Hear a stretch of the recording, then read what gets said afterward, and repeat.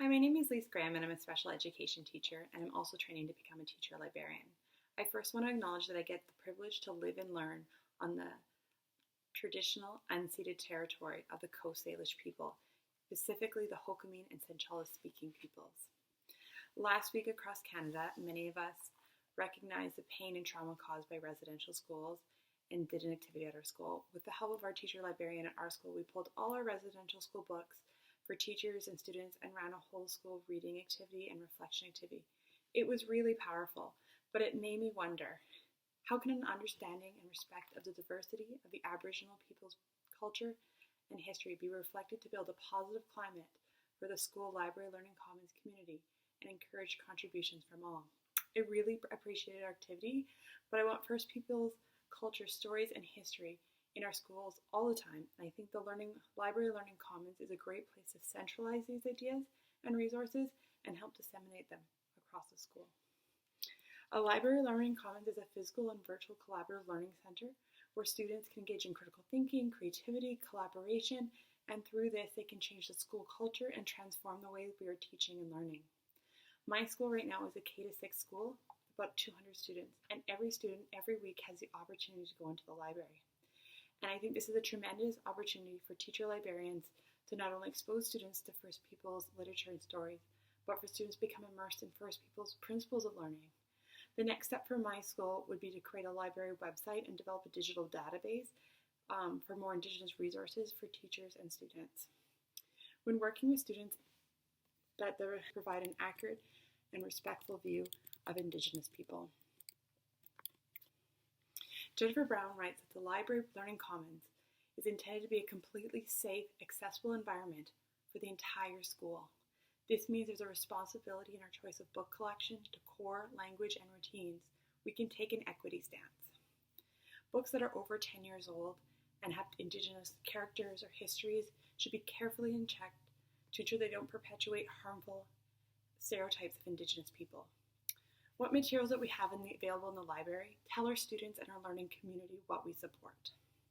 In my school library, it has been valuable to have an Indigenous book section that include authors from our local territory, but also reveal today's Métis, First Nation, and Inuit cultures. Joseph Brochuk also asked that we avoid books that set one race against another, as it only encourages more bias.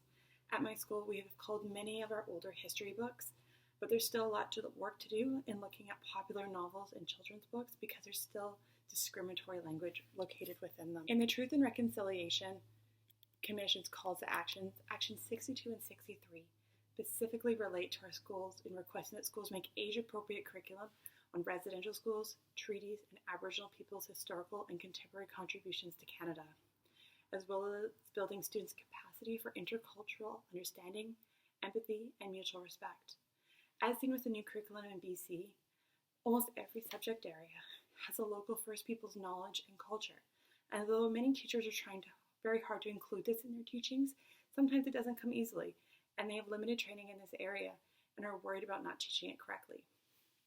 Teacher librarians in a library learning commons model can take a leadership role in providing team teaching and collaboration opportunities for teachers who want more support in using Indigenous resources.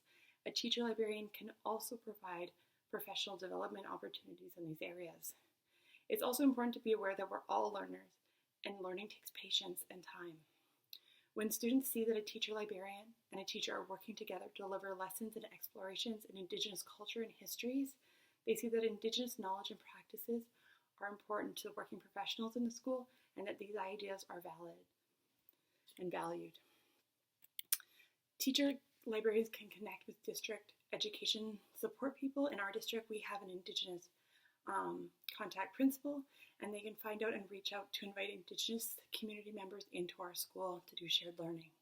And although the Library Learning Commons is very heavily focused in technology, don't forget that the heart of the commons model is community.